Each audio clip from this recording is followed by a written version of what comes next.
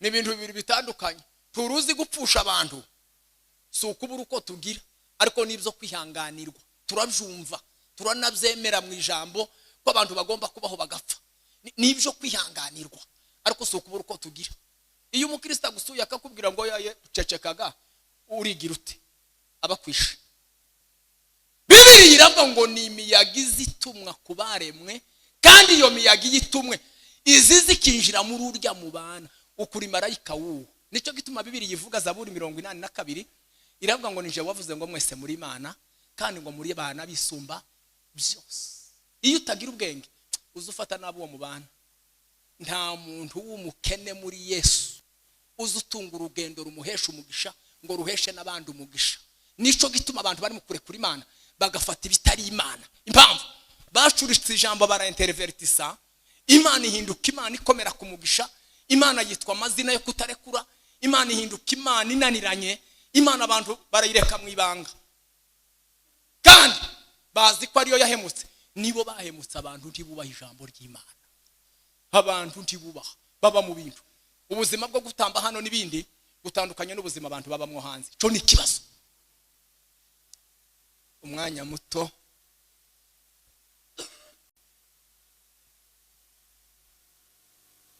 kandi biraza kugenda neza.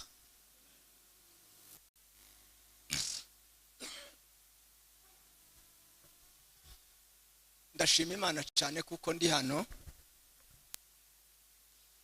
mwarantumiye musanga ndi mu ngendo, ndabyemera, ariko nyine numva ko bizangora.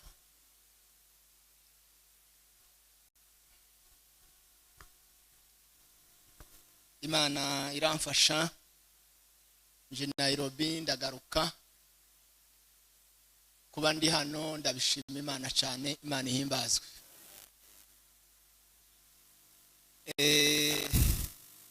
Twaje tubivugana no tuvuga hejuru y'imiruho sigaye iri mu bantu kubera inshingano nyinshi na za gahunda, ariko kandi tunashima Imana ko Imana igikoresha abantu ibyo ishaka mu gihe cyayo. Bwana sifiwe. Iri torero iyo mbireba ndibonamwo Maranatha, karibonamwo Igikondo abantu benshi,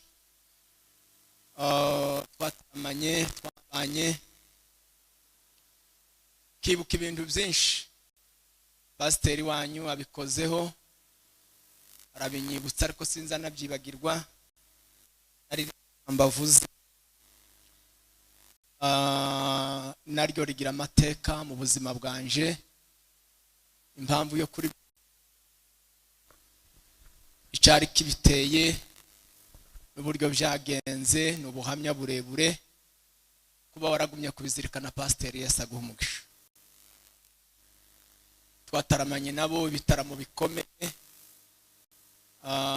bari batoyamwo gato kuri twebwe, noneho ariko twese turi mu bubyutse bwiza bukomeye. Kuba rero mukiri mu bintu by'Imana pasiteri, Bwana sifiwe. Bandi iyo babonye tutakirimo tubyina cyane, ariko njewe ndacyabikora, ndabikunda. Mwebwe mwarabyibushye, njewe sinabyibushye, ntibijya bingora kubikora kubera ko ntabwo niremerereye cyane, kandi ntibijya bindera isoni. Ahariho hose ni impano nziza, iyo ubikora warabisobanukiwe gutambira Imana. Ubikora atabisobanukiwe naryo ni irindi somo, n'indi seminere dukwiye guha abantu bakayumva, bakamenya uko bijya bikorwa, bakamenya n'igihe bikwiye gukorwa. Imana niduha umwanya tuzabigarukaho, kuko naryo ni isomo rinini kandi ridakorwa n'uwari we wese uko yishakiye,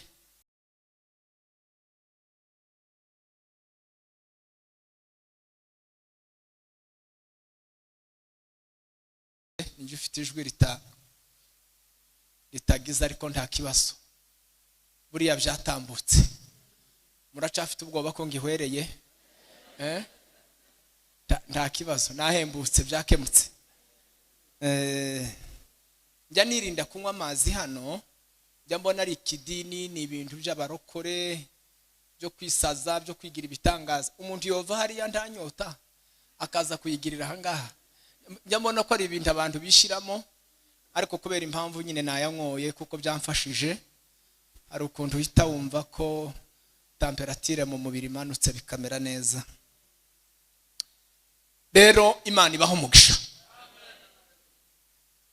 turabakunda hano hari abantu benshi aba basore urubyiruko tugenda duhura ahantu henshi namwe mwese turaziranye tujya duhura kuba duhuye n'uyu munsi ni byiza n'aba bagabo bakuru turaziranye twagiye duhura ahantu henshi mwese Imana ibaho umugisha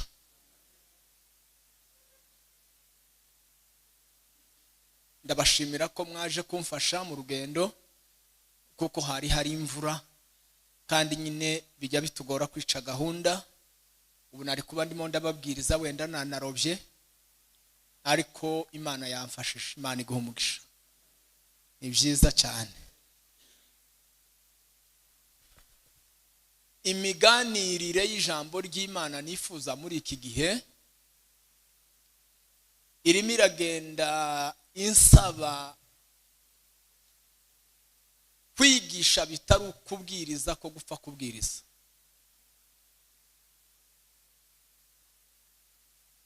nta na rimwe muri ibi bihe umutima uri muranemeza gutanga amasomo atajya akorerwa ikizami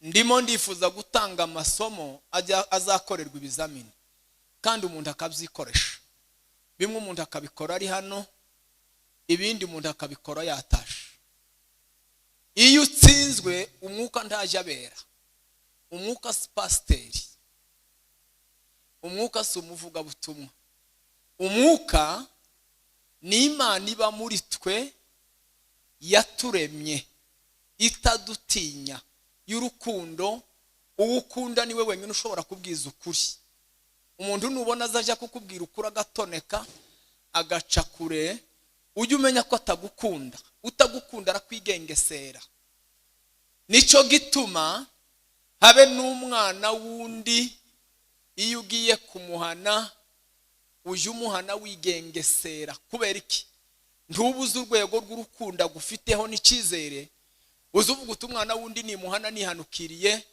nubwo nshaka kumukosora wenda araza kunanirwa kubyumva agire ngo nashizemo ubugome bigatuma utoneka uwawe akaba ari uhana cyane kubera uramukunda kandi uziko nawe kwizera abakristo rero hari inyigisho nyinshi turabakiriye pastor aba nibo twageze dutaramana kandi nabo barabasore muri maranata ya mbere hariya abasore bama babyina bugaca mu gitondo none ubu nibo basaza dusigaranye muri ibi bihugu niko bimeze icyo nenda kuvuga inyigisho zigira uburyo bwinshi zitangwamo hari inyigisho zitegurwa nk'amasomo yo mu mashuri kugira ngo abankota abanumva baze kuvuga bati uyu mugabo isomo ryiwe yariteguye neza yagaragaje aho rihera yagaragaje ibyo yashakaga gusobanura yaripfunditse yarirangije yakoze conclusion abapasiteri bize theology bakunda gukora ibyo bikabavuna cyane hari amasomo ategurwa yandi agategurwa umuvuga butumwa ashaka kwimenyekanisha yarize afite ubumenyi arashaka kwereka abantu ubutunzi bw'ubwonko bumurimwo ibintu bimurimwo ayo masomo abaho hari amasomo ategurwa hanze kubera intege nke z'abantu yo kubwirira abandi pasiteri agakorogana n'uriya akabura hazamubwirira kumubwirira hano kandi akabisoma hano biranditse no akamubwira kugera ubwo mwese mumenya abatuhaye ubwirwa muri aya materaniro ni runaka n'amakorari nuko n'ibindi ibyo byose njewe narabihararutse ntaco bimaze. Ubu ndimo ndifuza ngo twige kwigishanya amasomo atangirwa ibizamini, umuntu yiha ikizamini muri we agatsindwa cyangwa agatsinda, kandi iyo umuntu atsinzwe aza yishaka nk'uko Bibiliya ntizisiga abantu mu kirere, izivuga ikibazo ikavuga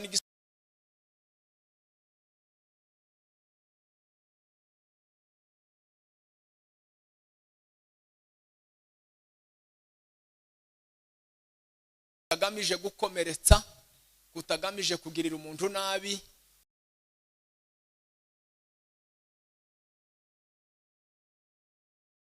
umuntu akagera ahandi.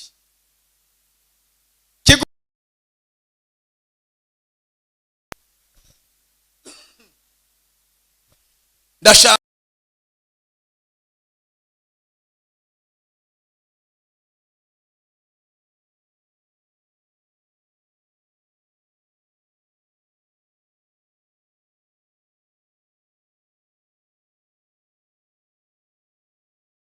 yasanganwe agendana, ariko hari ya ndwara yateye muri rusange. Tubanze twese ariho twerekera. Ubu ngubu nshaka kuvura indwara yateye, indwara iteye niyo nshaka ko tuganira, indwara yo kuburira umugisha muri Yesu, bikica ubugingo, bikica ubumana bw'abantu, bigahumisha amaso y'umwuka, abantu ntibabe bakibona Imana, abantu bakabona ibindi. Kubera ko nubwo twirirwa twiyama abantu bo muri system anglophone babwiriza kumigisha cyane, ariko tibikunda tamana twovuga tuyitandukanije n'umugisha. Iyo si Imana, kubera ko Imana igira umugisha mu mwuka, ikagira umugisha no mu buzima. Imana ivugiwe mu rwego rutarimo umugisha, iyo si Imana. Ikiba gisigaye ni ukumenya ngo se uyu mugisha tubwiriza abantu w'Imana tuwubwiriza gute, tugamije iki mu kubibwira abantu, niki bifasha abantu. None se abantu bazahunga hanze, ubutayu, ingorane, kubura ibisubizo, amarira, bahungire ku Mana, nibashika ku Mana babibure nayo, babihebure. Murimo murumva kuko iyi ndwara yateye ituma abantu barekeye Imana, abantu ntibafite ishingiro. Iyo umuntu wirukanse ushaka ikikuruhura ukakibura, uzuruha kabiri. Ijambo rya mbere urirukanse uti mbonye uburuhukiro ko ndarangiza amazi afutse, wamara gushika ukayabura, iriya nyota iri kuba iba nyinshi, uriya muruhuba mwinshi. Iyo umuntu yirukiye ku Mana, akenshi umuntu yirukanka afite ibimuruhije. Nta muntu ujya kuri ibyo yari arimo ngo yirukanke gusingira ibyo ku Mana ngo nabibura ngo akomeze abone iyo Mana. Ushobora kugundira kubera umuco w'iwanyu bakwigishije, ukavuga uti naremeye reka mbigumemwo, ariko burya ntububirimwo. Mu Mana ntiyaba kugundira, haba kumenya ukuri no kwizera ukuri. Iyo bigumyemwo kubera amaso y'abantu, urapfa mu mutima, uravunika, ubana n'Imana mutongana igitondo n'umugoroba, ubana n'Imana mutishimanirana umunsi n'umwe, ubana n'Imana utinya kugaya kubera gutinya amaso y'abantu, ariko wari wenyine ukayigaya, ukayishinja ibintu, ukayibwira amakuru y'ibintu izi guhemukira. Rero Imana si umunyamurenge, ujye uyibwira ibiri mu mutima, habe n'ibikubabaje, uzura mu kutabivuza ikabimenya.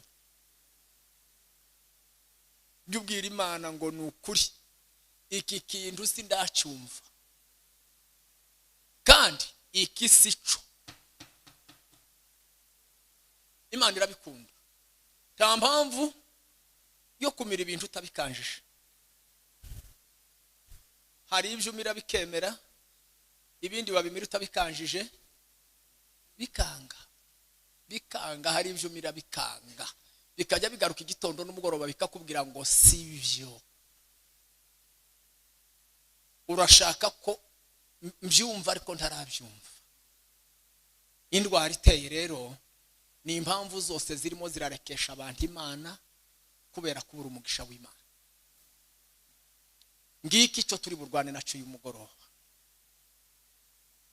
Imana idufashije iki kintu tukacyumva, dushobora gukira ibintu byinshi kandi twaba tuvuritse ibintu byinshi. Reba umuntu gutambira Imana ukiyuha icuya, ariko wicara hasi ukayibwira uti Imana, nubwo ndi mu kugutambira ariko je ne comprends pas. Kubera iki kintu?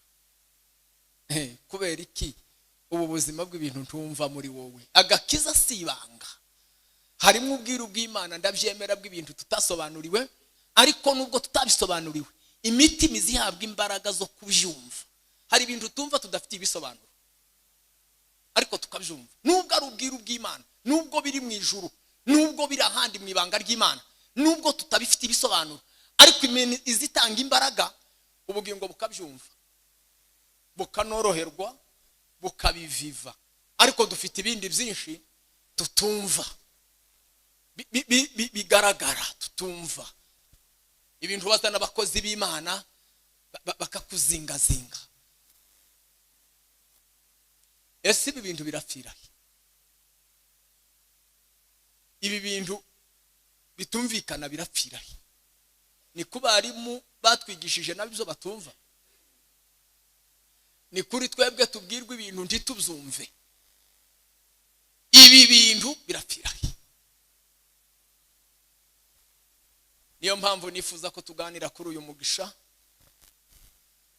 kugira ngo twumve ko caba kimwe mu bidufasha gutunga Imana twemeranya muri runo rugendo.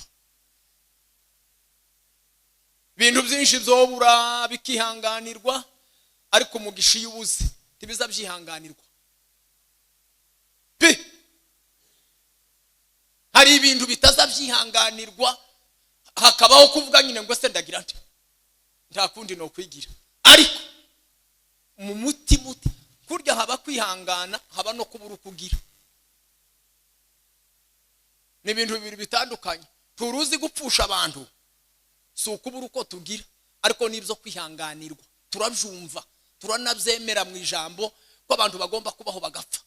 Nibyo kwihanganirwa, ariko si ukubura uko tugira.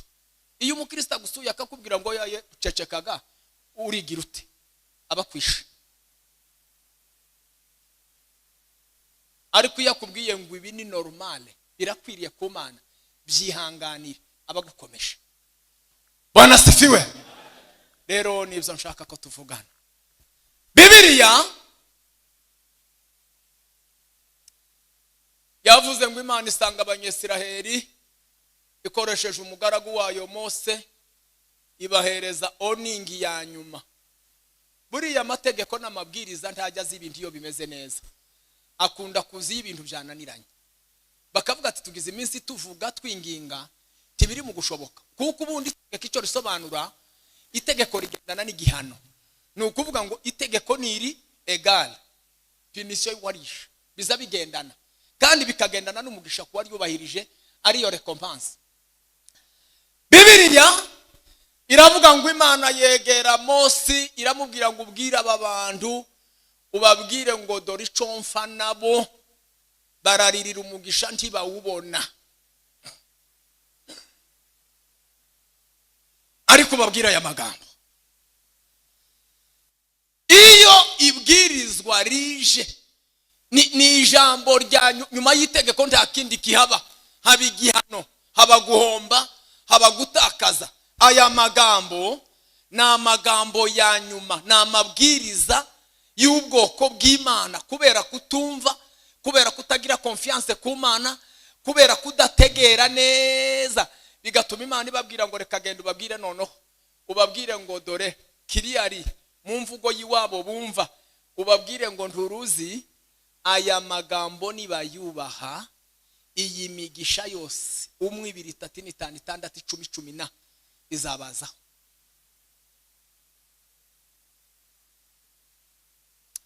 Kunda kariya kantu nasomye ku murongo wa 6 muri iriya migisha yose, njewe njya ngafata ko ariko gakuru kavuga ngo uzaje ugira ngo umugisha usohotse ngo usubire ugira umugisha ngo winjira, uzasohokana umugisha ngo nugaruka ugarukana umugisha, uzasohoka ukurikiwe n'umuco nugaruka ugaruka ukurikiwe n'umuco.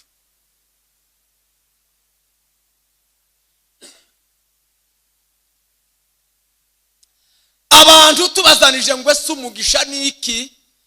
Umugisha si amafaranga, si abana. Umugisha ni ukuboko kwiza kw'Imana kujya kubana mu muntu mu byo akora byose. Bibiliya iravuga ngo Nehemiya amaze ngo guhagurutswa n'imyumvire myiza ngo yo kumenya amakuru y'ibyabaye iwabo, bene wabo ngo bagiye bamubaza inshuro nyinshi, bakamubaza ngo ese umunyagano, umuhereza, umuservere byatewe n'iki kugira ngo umwami aguhereza amafarashi, aguhereza inzandiko, aguhereza ingabo ziguherekeza, ugende wemererwe ibiti byo gutema mu kibira, wemererwe kubaka no gusana inkike z'iwabo, igihugu kizacubakirwa mu kindi gihugu. Zari intara 127 harimo n'intara y'iwabo, igihugu kizacubakirwa mu kindi. Ibi wabitewe n'iki? Akabasubiza ijambo rimwe, akavuga ngo ibi nabitewe n'ukuboko kwiza k'Uwiteka ngo kwabanye naje. Bwana sifiwe. Umugisha ni ukuboko kwiza kw'Imana kujya kubana n'umuntu mu byo akora byose.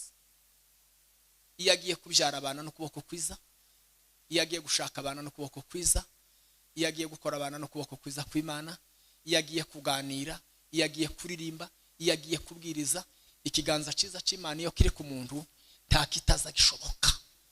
Hey, haleluya. Bibiliya ntabwo ari igitabo cyo gupfa kwiruka. Uje ubimenya neza iyo ugira umwete wo gusoma ibindi bitabo, ukagenda usoma igitabo kimwe, uza usoma iverse imwe, ugasanga umuntu yayanditseho amapaje 5 6 ayisobanura. Nibwo uzumenya imvugo z'umwuka muri Bibiliya. Bibiliya ni igitabo kinini gipfundikiriyemo andi magambo menshi.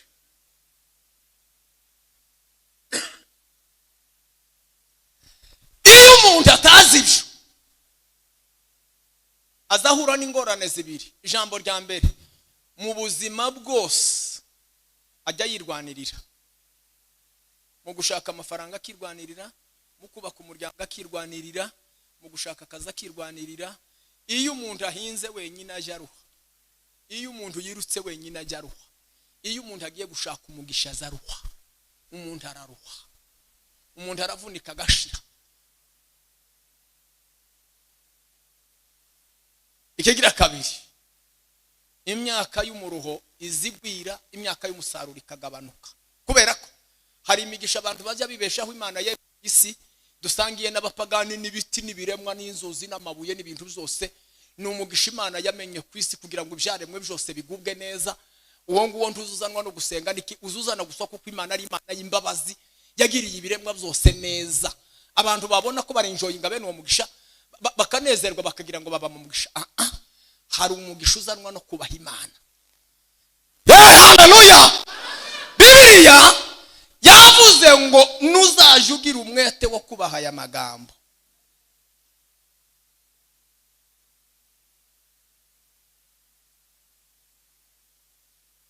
Umuntu umwe yagiye gusenga,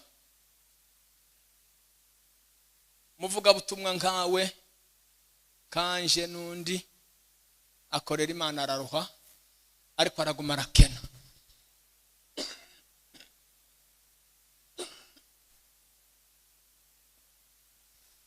Imyaka ngo iratambuka, nanje njya mbyibaza, nanje iyo nakennye, abangwe se Mana,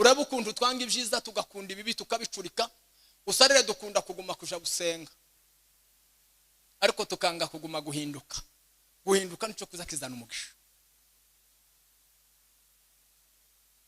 Guhinduka tureke ndetse mugabo gukabye ibyo gusenga. Icyo twita gusenga si ugusenga. Gusenga nyagusenga ni uguhinduka. Iyo umuntu ahindutse azasa n'Imana mu bantu, kandi azagira umugisha, azatanga umugisha, azaba isoko y'umugisha, azahindura ibintu. Nkunda kubibwira abantu, ureba akamaro k'umuntu wahindutse.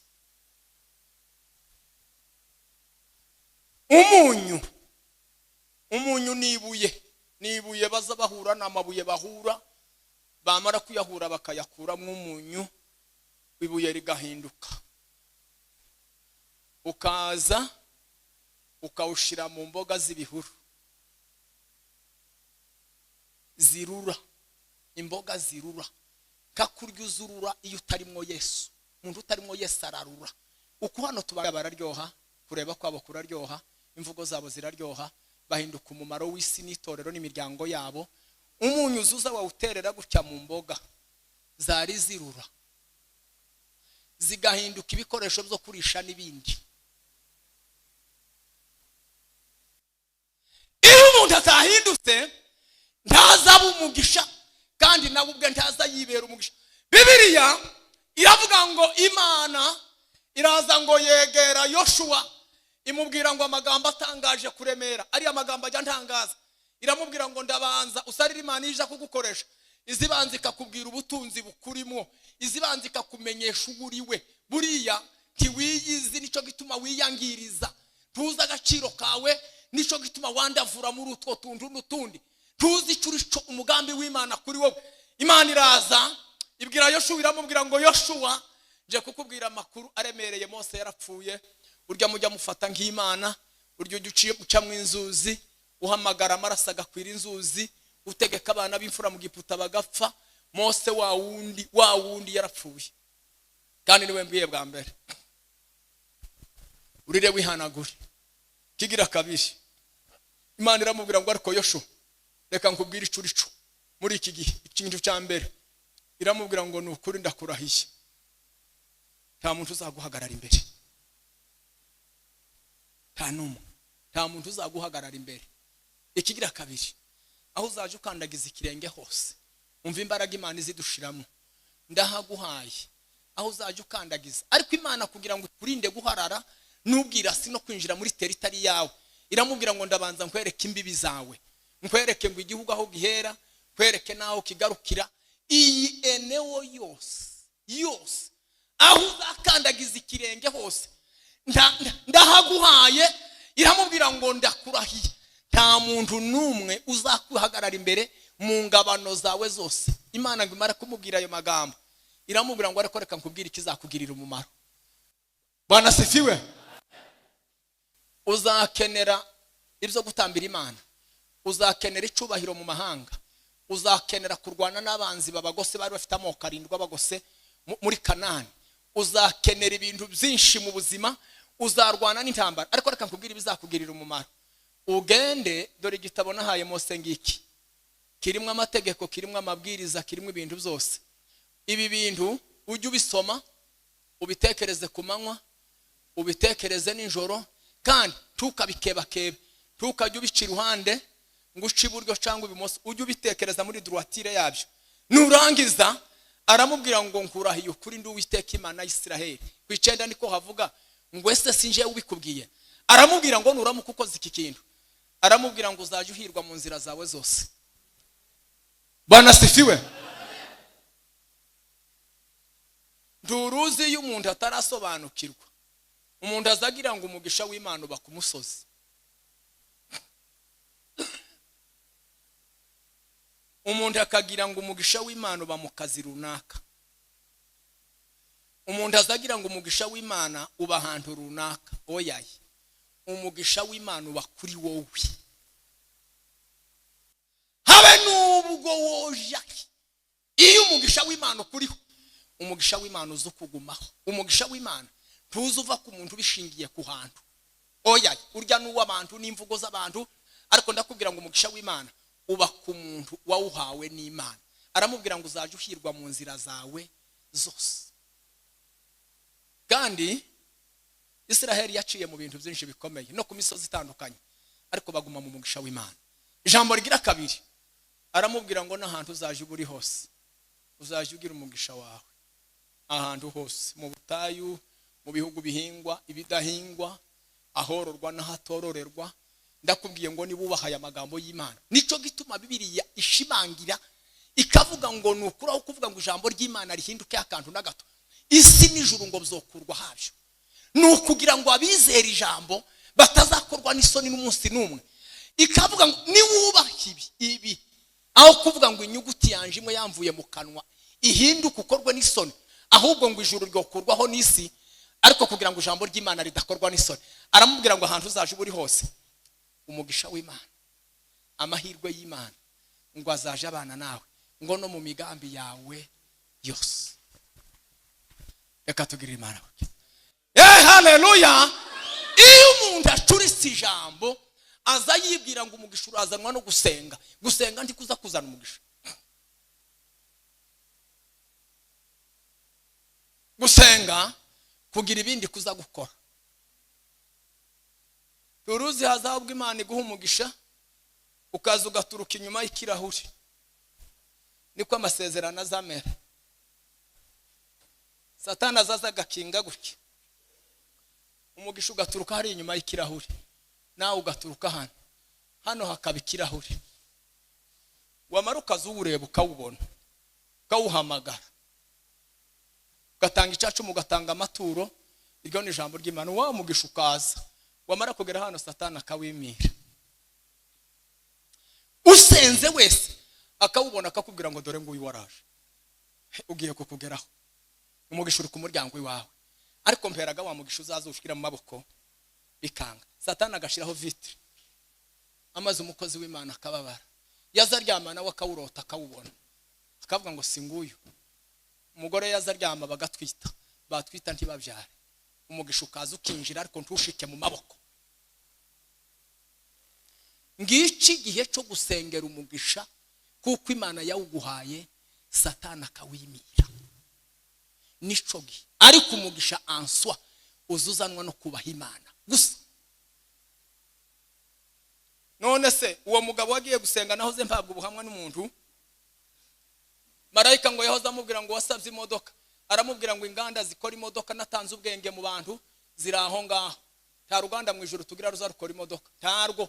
Tunategereze ngo uzoja mu butayu ngo wamubona ijipi iramanutse mu kirere hayivuza induru, bati co ntikizaba. Uri mu gusenga ugasaba inzu, nta nzu, amatafari n'amabati yose inganda zibikora biraho.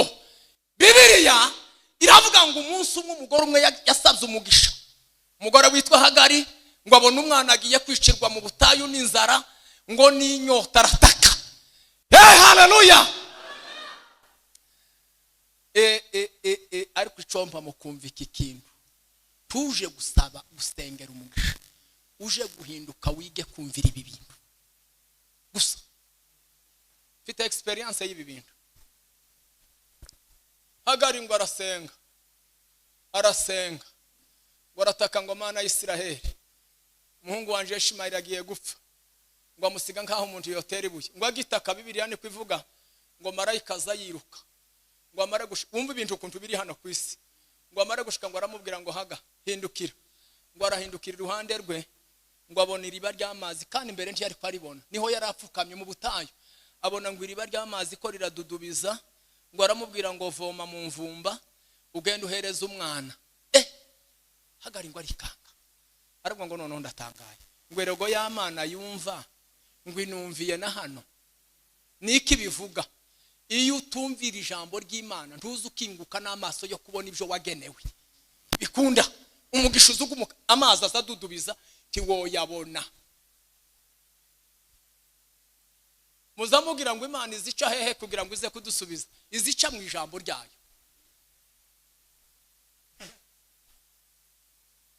Uzugira ngo isi zokwemerera? No gufata imyanzuro. Amaze Bibiliya iravuga ngo Hagari ngo aratangara, aravuga ngo Mana yo mu ijuru ndatangaye ngo Imana indeba ngo indebe naho ngo ineretse iriba ry'amazi umugisha wanje ntariko mbona ryariba ngo aryita izina rikomeye. Ni ukuvuga ngo niki Bibiliya ivuga, ni ukuvuga ngo umugisha twagenewe n'Imana uri hano, amariba yawe ari hano, ari iruhande rwawe. Hinduka. Hari umwanditsi wanditse aravuga ngo ibintu tuzadusengera ngo nibihinduke tibizohinduka, guhinduka kwabyo ngo bizoterwa no guhinduka kwacu. Birguza wiri gusengera ngo hinduka hinduka, bireke wewe hinduka urebe ukuntu bihinduka. Isiraheli yo yibesha yari kurakarira amahanga yihagaze imbere. Nico bari gukora. Ariko Bibiliya iravuga ngo uko abanzi barushijeho kubitambika imbere, nabo ngo barushijeho gushishikariza abantu kubaha Imana.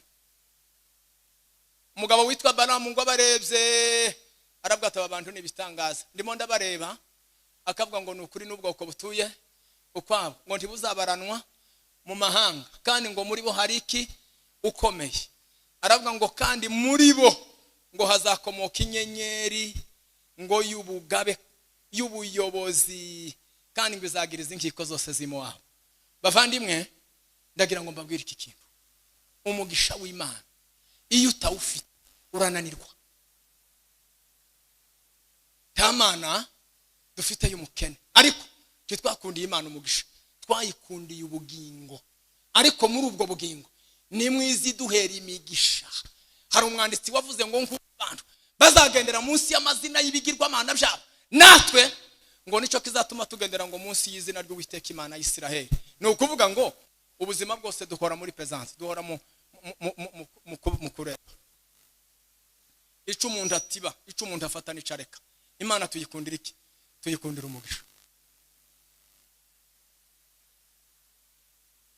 Iyo umuntu atagira umugisha agira ingorane ibihumbi bituma turana n'Imana atazanezererwa, bikaruha bikaguteranya n'abantu n'isi.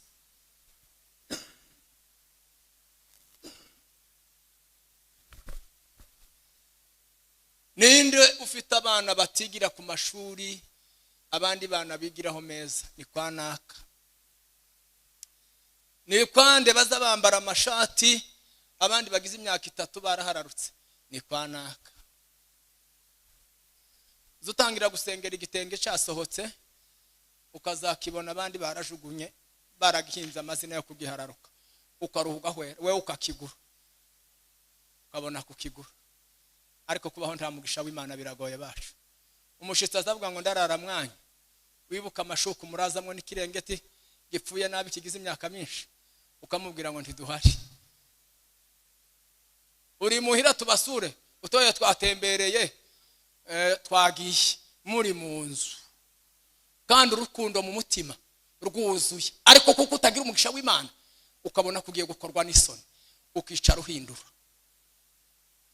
Nta muntu w'umukene muri Yesu uzutunga urugendo rumuhesha umugisha ngo ruheshe n'abandi umugisha. Nico gituma abantu bari mukure kuri Imana bagafata ibitari Imana. Impamvu bacuritse ijambo bara intervertisa, Imana ihinduka Imana ikomera ku mugisha. Imana yitwa amazina yo kutarekura. Imana ihinduka Imana inaniranye.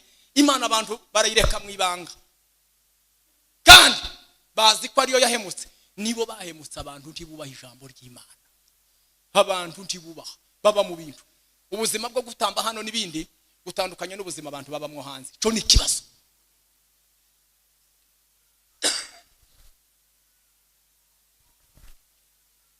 Iyo umuntu afite umugisha w'Imana, ariko umuntu ajya akorera Imana anezerewe yemewe, muzamusohoke kanisa ukazubwira abantu ngo kunti mwadusura. Umuntu azaza kubaza abashitsi ngo ese uko tubatekera iki, kuko yiteguye ngo umutima batuma cyose kiraboneka. Umuntu udafite umugisha azabwira abantu ngo nimwakire situra, kuko niwibesha ukababaza iyo bafata baragutuma iyo mwanya mutagira. Tiwumva uzubahitiramo, uzavuga ngo ese ngaho ni munywe situra cyangwa amazi, uzuhitiramo abantu aho. Umuntu azayanga abantu atabanga. abantu nibatwigisha imigisha abantu basare ngo ko turakundisha abantu Imana kubera umugisha. Kubera iki? Ni gute abantu baba mu Mana itagira umugisha? Twoyinezererwa gute? Turuzi uyu muriro gutya, uyu muriro mwokwama mugira gutya mwese. Ejo mwobwiriza mukamanyura, hari abapagani, ariko mwojanwa n'amatike, mwojanwa n'imodoka, mwojanwa n'amayisanse, mwoshaka ihamba, mwoshaka ico murya, mwobikora, mwobwiriza mwenshi, mwokiza benshi. Ejo mwofata ibihumbi hano 500 800 mukegeranya mayibobo z'inyabugogo zose, niyo maboko bafata kuko bagiye kurya, bo kwicara bakarya amandazi n'imikate, bakabona gutegera, bakumva icyo Imana yakoze. Woje kubwira nyabugogo mayibobo ngo nimuze mucyare tuganira badahe barya, bo gutegera. Ubukene niyo mbogamizi yivuga butumwa. Haleluya, Bwana sifiwe. Iyo umuntu atagize umugisha w'Imana atunga ubuzima bw'amaganya n'amarira. Abakobwa benshi babuza abagabo kubera kwambara nabi. Bana bacu benshi babuze umugisha kubera kwambara nabi. Uzi ko umuntu yo kwisiga nabi akaba mubi, yisiga neza akaba mwiza. Uko abantu bapfanya amasura meza kubera kutagira ifaranga. Nico gituma abantu bari mu gushaka abagira ifaranga, muterego runaka yari umugeni, runaka no umugeni, umuntu agahinduka kabunda gashayininga, ibintu bigacika kubera iki? Nta faranga yari afite. Bavandimwe, ndagira ngo duhinduke. Haleluya, dukuru umwikomo ku Mana. Imana igira umugisha an abundance. Bibiri reba ngo nazanywe no kugira ngo ntange ubugingo ndetse bwinshi burimo n'ubuzima. Abantu b'Imana bagubwe neza. None se tuzarira n'abantu ba Satani barire birangire biti? Bavandimwe, nta Mana dufite y'Imana umugisha. Cyo gituma Imana yabwiye Isiraheli irababwira ngo nukuri ntimuzaba imirizo, nzabagira imitwe, ntimuzaje mwiruka muguza amahanga, ahubwo abantu bazaje baza kuba gusa. Iyo umuntu ayobewe uburenganzira bwiwe akayoberwa uburenganzira, azaba imbata y'ibitakagombye kumugira imbata. Satani akagufata akagukoresha akakugira imbata y'ibitari ngombwa, kwambara igisuzuguro cy'umwanzi. Ndibuka Isiraheli yagize ikibazo cy'akarengane ka Hamani, kandi ngo baguzwa amafaranga, Hamani arabagura, biremerwa, barasinya. Bibiri yavuga ngo Esther atekereje igisuzuguriro cyo kugurwa amafaranga n'abanyamahanga, muri trezor ashizemo amafaranga ngo dupfe, birasinyiwe iki niki. Tiyigeze asengera ibintu byinshi. Yabwiye bene wabo arababwira ngo iminsi 3 dusaba igikundiro ku Mana. Iyo usomye mu gice umurongo wa 2 haravuga ngo Esther ngo araza ngo agitunguka imbere y'umwami. Wumve ukuntu igikundiro cy'Imana ari cyo gisubizo cy'ibintu, niwo mugisha. Iyo Satani burya ntajya arwanya umuntu muri detail. Iyo ubona Satani ageza kurwanya muri detail, aba yarakumaze, aba yarakumaze, asigaye yirirwa kuri uko kuguru, ejo agataha kuri uko kuboko, ejo agataha mu mutwe hamwe irugu, ejo agataha mu nda. Wazubuza umuntu icyo arwaye, batoye nanje sinkikimenya. Mu nda hararyana, amaguru akaryana, umutwe ukaryana, abadayimoni barakujagajaze ntukikinze, urasa n'inzikinguye aho binjiriye hose bagerayo. No kuvuga ngo umuntu akaruha akaba destabilize. Ariko iyo umuntu agikinze azagira stability. Bibiliya iravuga ngo bamaze gusenga iminsi 3 ngo asaba igikundiro gusa. Yari kuvuga ngo Mana wemere ngo tugire umugisha ku mwami. Imana ngo imusinga igikundiro. Bibiliya iravuga ngo agitunguka ku mwami, umwami ngo amubaza amagambo 2. Aramubwira ngo amutunge inkono. Yajyaga yicarana inkono 2, imwe ngo yizahabu ivuga ngo umuntu nabeho. Iyo umojaga umwami udafite rendezvous warapfaga. Iyindi yo kuvuga ngo arimbuke, yaje ntabizi nta gahunda, arimbuke bakagufata bakagufunga mu maso ugapfa. Indi baho ngo arazara yegera yikora ngo kwipfundo ryayo yemererwa kubaho. Ngo amaze umwami aramubaza ngo seste mwami kazi urifuza ngo kumarira iki? Taco yasabye.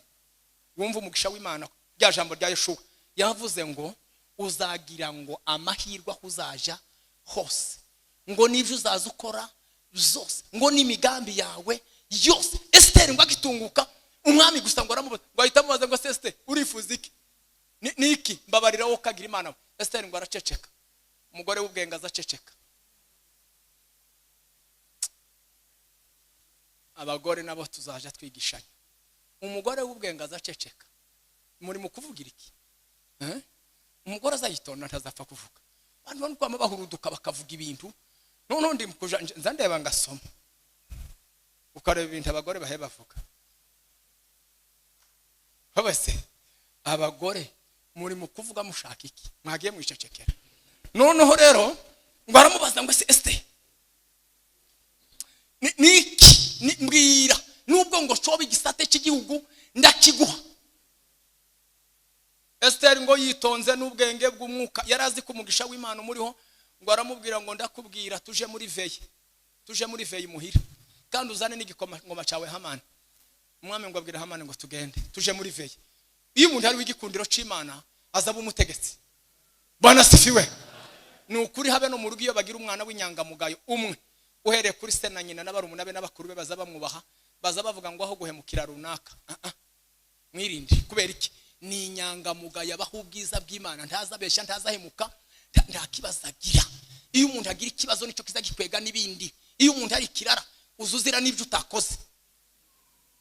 Turasiba gukubita abana mu mago atari bo bakoshe, kubera ko basanzwe bakosha bagomba no gukubitirwa n'amakosa batakoze. Niko babigomba kumera. Noneho rero baragenda ngo baja mu nkera. Bwana sifiwe. Haleluya. Ngo bagezeyo umwami ngo aramubaza ngo ariko Esiteri waturuhuye umutima ukatubwira ikibazo cabaye cakuzinduye iriye ibwami. Esiteri ngo aramubwira ngo yaye muri veye ikurikira mu nkera ikurikira ndakubwira.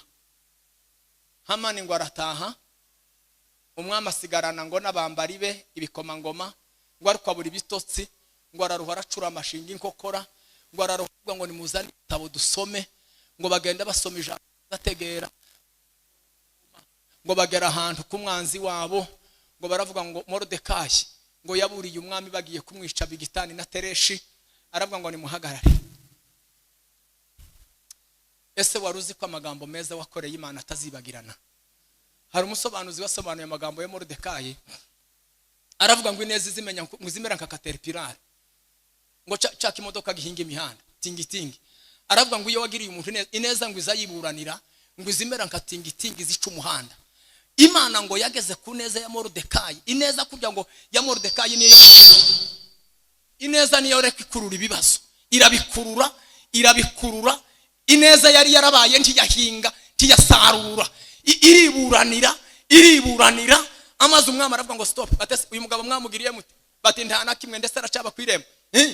Bataho twomugirira uwatumye umwami abaho twomugirira gute? Bibiliya iravuga ngo uwashishikajwe no kumenyesha benshi ubwami bw'Imana ngo azahindurwa inkingi mu nzu y'Imana. Haleluya. Bibiliya iravuga ngo Hamani baraje baramubaza ayo n'amateka muzi. Niki nenda kubabwira? Bari basenze isengesho rimwe gusa rivuga ngo Mana utwambike igikundiro cyawe tugira umugisha ku mwami. Uyu mugisha bari barawukoreye. Moridekayi yari yarawukoreye. Nuguhinduka ugahindukira ijambo ry'Imana. Umuntu narwanya ijambo ry'Imana rizari mu rwanya. Iyo umuntu arwanyije kumva ijambo ry'Imana rije ari kurwanya, nushaka uzunanirwa byinshi ariko witondera ijambo ry'Imana. Uzuja gukora ikintu uvuga ngo se uku niko Bibiliya ikunda ngo gikorwe. Reka nkubwira n'impamvu nyinshi tuzadukora ibintu byinshi ariko tukabikora nabi. Bwana sifiwe. Bimwe tukabikorera kunezeza abantu kandi byari byiza, ukabihomba. Satani yabona kugiye kubikora neza, kubiba neza ngo bizaza n'umugisha, ikakwenterompa ukabikora nabi kugira ngo ushimishe abantu, Imana ikakugaya. Kuko Bibiliya iravuga ngo ntawe uzushimirwa umurimo umwe kabiri. Uwakeneye ngo ishimwe ry'abantu ahekera ku ishimwe ry'abantu. Muri mukaburangiriye aho ngaho. Ariko Moridekayi yari yaraburiye umwami ngo amara araceceka arategereza. Ineza yonyine byayiburanira. Bavandimwe tugiye gusenga Imana. Umugisha ntuzuzanwa no gusenga, umugisha uzuzanwa no gukorera, kubaha ijambo ry'Imana, kubaha ijambo ry'Imana. kubaha ijambo ry'Imana. Hindukira, ijambo ntiryo guhindukirira, ni rinini cyane. Ijambo niyo mana, ntiryo gucira bugufi. Ni wowe ugomba guca bugufi ku ijambo, ukagaruka ugasa n'ijambo. Bibiliya ni kwivuga, iravuga ngo nimuguma muri nje amagambo yanje akaguma murimo. Aravuga ngo muzaba bigishwa banje nyakuri kandi ngo muzamenye ukuri. Ukuri ngo kubabahore, kuzababohora, kubakure mu bukene, kubakure mu gisuzuguriro, kubakure mu zindi ntambara, mwinjire mu mugisha w'Imana. Niki kizatuma abapagani baza? Abapagani ntibozanwa n'indirimbo. Mu kabare habaho melody nziza kuruta izi. Ndakurahiye, mu kabare habamwe abacuranzi beza, mbega abacuranzi baba mu kabare, habamwe melody nziza. Ikindi, mu kabare habamwe ibyishimo, habamwe abahungu n'abakobwa bakundana. Nta buryarya, twebwe dukundana n'uburyarya. Barakundana nta buryarya, baruha bagahana imibiri yabo n'amafaranga yabo n'ubwenge bwabo. Barakundana. Nta muntu ukwiriye gusiga ruriya rukundo ngo nagera hana rubure. Ruriya rukundo rurarimbura, ariko uru rukundo rurakiza. Bibiliya irashaka ko muhindukira ku ijambo ry'Imana. Twige gusenga neza. Ntabwo ibintu bizamanuka biva mu ijuru, ibintu byaramanutse. Igisigaye ni ukubwira Imana ngo Mana ugahindukira. Wamara ukabwira Imana ngo nereka iriba ryanje. Rirya riba weretse hagashye, nereka iriba ryanje, nkurwe mu maganya, nkurwe mu gisuzuguriro, nkurwe mu bindi bintu. Imana tiza yemera ko tugira ikibazo ngo kibe karande c'ubuvumo w'ubukene, ngo gihore wosha mu butayu, wosha mu kigerageza, wosha mu kintu. Ari kigikwiye kuba karande ngo gihoreho, ngo ugere ubwo uzaza ucitirira ngo uvuge ngo twebwe iwacu nuko bijya bimera. Tujya tugenda dusengera abantu, umuntu akakubwira ngo iwacu nta numwe urakora ubukwe. Minsi y'ubukwe yigeze twese tuza tubomboka abandi tukabombora. Nta numwe urasengerwa umugisha w'abapasiteri. Undi akakubwira ngo iwacu haba ikiniki, undi akakubwira ngo haba ikiniki. Niki? Hindukirira ijambo ry'Imana, tirizaguhindukirira. Ariko nuhindukira urabona umugisha w'Imana. Bwana sifiwe. Tugiye gusenga Imana. Bibiliya yavuze ngo ni wubahaye amategeko yose ngo uzajya ukana umugisha. Njya ndebe iyo umuntu yasohokanye umugisha, abantu bazabirwa bakwinginga ngo musangire. Rimwe na rimwe n'amasengesho y'amafunga karuha gapfa, abantu beke nyamuneka dusangire. Wasohokanye umugisha, abantu bose bakifuza ko mwicarana, abantu bose bakifuza ko muganira, abantu bose bakumva bishimanye kwicarana nawe. Wasohokanye umugisha, abantu bose bakubonaho igikundiro, uvuganye nawe wese ajya yumva aruhutse, ajya yumva agize amahoro mu bugingo bwiwe. Umuntu wese akumva yishimiye kuba yo kwicarana nawe, akumva bimuhaye amahoro mu bugingo bwe. Usohokana umugisha ngo waje kugarukana, ukagarukana umugisha. Uzisohoka ubwiye abana kuko nta mafaranga, nta bushobozi, ugasohoka wumva bidafatika, wagaruka mukicara mu nzu ukababwira amakuru y'umugisha, ukababwira ngo Yesu yampaye umugisha aho niriwe, nasohokanye umugisha, ngarukanye umugisha w'Imana. Bavandimwe, ndagira ngo nkubwire iki kintu. Iyo umuntu atubaye ijambo ry'Imana, Satani agira imbaraga zo kugutwikira. Muzamubwira ngo uburozi niki? Twamenyereye ko uburozi ari ububa muri bene wacu. Satani ubwe abaho, n'imbaraga ze zibaho. Birahagije ko Satani ubwe akora ibintu, ariko azakorera umuntu ikintu afite aho ahagaze. Kuri wo uruzi ugiye mu muhanda ufite imbwa, jya nabaye mu giturage, uza winjira mu muhanda ukinjira mu nzu, imbwa igihita itambuka igashaka izindi mbwa ziba, igashika ikicarana nazo, ikagutegereza gusohoka mu bantu. Usanga bene wanyu nayo igasanga bene wabo. Iyo umuntu agira ibyaha, nizo mbaraga, ibyaha cyose n'umwijima, nicyo gituma iyindi myijima yose ibona uko icumbika mwanya. Uguteyeho umwijima w'amapepo akabona gahacumbika, uriho undi mwijima w'ibyaha utarekura, icyaha kiza gicumbika ikindi cyaha kiba. Ariko umuntu wagerageje kwirinda bazaba muroga ntibifata. Baramu yaravuze ngo se ab'Imana itavumye ninde wabavuma? Boncumbikaho bahereye he? Ntacumbi ryabo rikiri iwanje. Ni ukuvuga ngo guhinduka bitubera urukingo rw'ibintu byinshi. Ushatse wosengera abarozi, wohinduka bakakubura. amapepo yocumbika hatarandi mapepo. Nuzaje ubona umusambanyi ugahunga umurozi utoyaye runaka abo twoza tuvugana, nta burozi agira. Nubwo ari umusinzi n'umusambanyi ariko nta burozi. Uribeshe. Umwuka w'ibyaha by'ubusambanyi niwo mwuka w'uburozi, niwo mwuka w'ubwibyi, niwo mwuka w'ikinyoma. Ni bene Satani n'abahungu bakurikirana. Abo ngabo kwihuza bakakugambanira c'est automatique. Nico gituma ushobora guhunga Satani ukayihungira ku yindi Satani.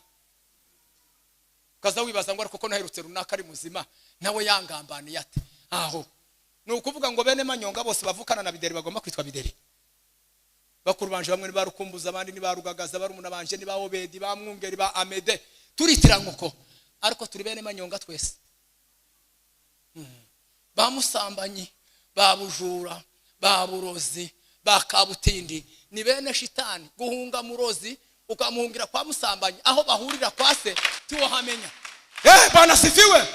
Nico gituma turasaba guhinduka. Guhinduka n'urukingo rw'ibintu bitagira umubare. Kandi iyo uhindutse umugisha ujya wizana. Ndeba ukunda muntu afata icacumi yamara kugitanga, ubwiza bugahita bukuza bw'ijambo rivuga ngo nukuri nzakura indyanyi mu butunzi bwawe. Numva icacumi nzakura ibyonnyi n'indyanyi mu bintu byawe, kandi nzakingura ijuru umugisha uburaho uburozi. Uzumara gutanga gutya icacumi regiriye rema, abari barakwibagiwe bakama bakwibuka. Bigenze gute noneho runaka tutari tukivugana? Bigenze bazamabirirwa bagushaka ko wabuze. Mwarimu bana ntibokubona kuko wishe ijambo rirakwica. Wananiwe kubaha ijambo naryo anga kukubahisha. Umunsi waryubasha rikamari kubahisha. Abari barakwibagiwe bagahita bakwibuka. Wagiye he nzira zigakinguka. Izarebe iyo wishe ijambo ry'abantu bose baza baguhararuka.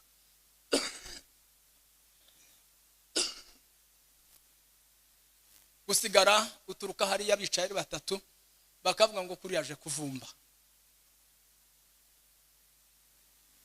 Aje kuvumba nta kindi. Aho twamuguriye bakibuka inshuro zose baguze.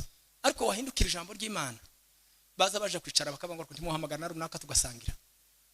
Uzuba musha. Ijambo iyo uhindukiriye ku ijambo riraguhindura.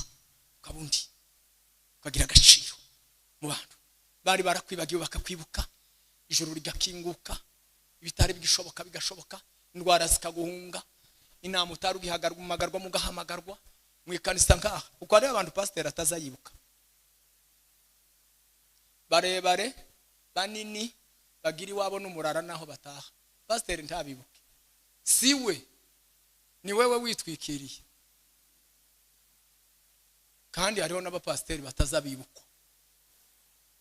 Pasiteri iyo bamuhaye icacuma akakirya cyose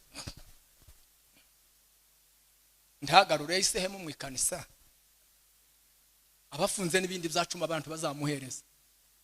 Tangiramo umuhemba 200 kuko adahaye abikora, kagamanuka kuri 150, baca 70, baca bikagara kuri 30. Pasiteri atese bigenze bite? Mushahara kwa ugabanuka. Ni wewe wawuriye wariye imyaka n'imbuto. Tiwasiga imbuto yo gutera ngo ubone icyo uzasarura.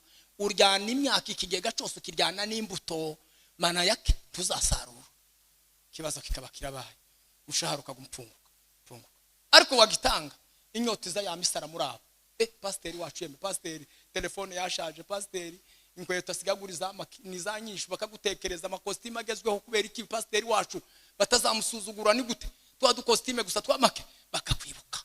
Ijambo ni igitangaza. Ijambo umuntu utarati ijambo ry'Imana karihemukira. Abantu nubwo wo bagaburira ugahenda ntibaza bumva, ariko iyo uhenda henze Imana akaba ari uba inshuti izo kwizigira abantu. Tugiye gusenga Imana.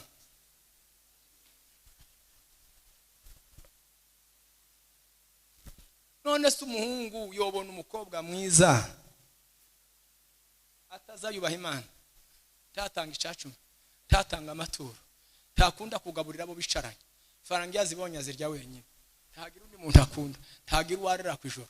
Imana ntiyo guha umugore mwiza kuko wona mutesa.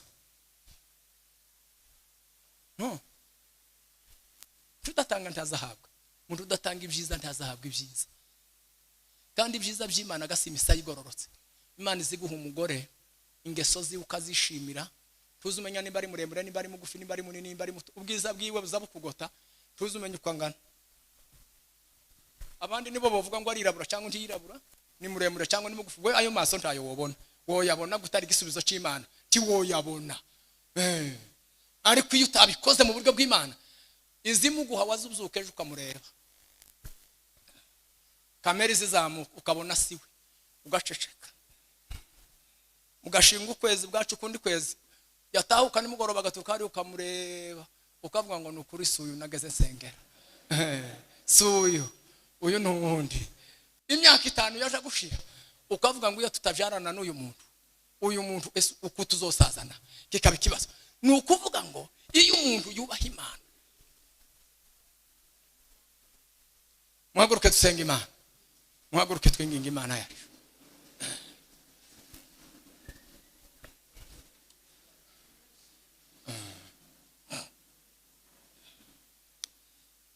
Bavandimwe, ndabashishikaza cyane gukora ibintu bizikora, ibintu bizoroha. Ijambo ry'Imana nirwo rufunguzo rw'ibintu byose. Ndagira ngo dusenge Imana, hanyuma wikoreshe examen muri wowe. Imana iraza kuguha igisubizo cyiza, ubuzima bwawe burahinduka. Muvandimwe, uzi ko hari n'abantu batajya baberwa. Kubera iki? Ntibifuza ko abandi baberwa. Ibyaguze byiwa bigura mu buriganya. Ntajya ategereza ngo yihangane Imana imuhe umugisha. Buri umuntu uriho umugisha w'Imana ashobora kugira amashati 2, mugahora mubona ari mashya.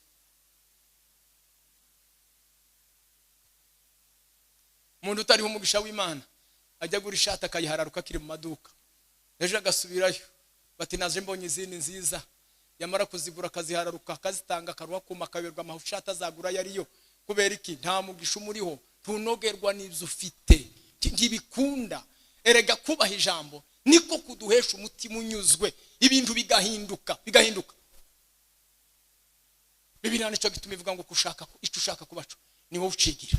Dore ubuzima bwawe bw'umugisha buri mu biganza byawe, hindukirira ijambo ry'Imana, ibintu birahinduka. Muvandimwe, reka tuzamura amajwi dusenga Imana. Mana, turagushimiye.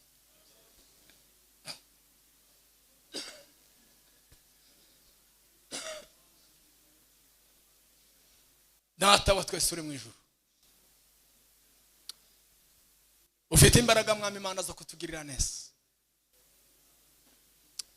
Waduhaye ubutware bukomeye, uruhare rw'umwana w'umuntu rurakomeye imbere y'amaso yawe.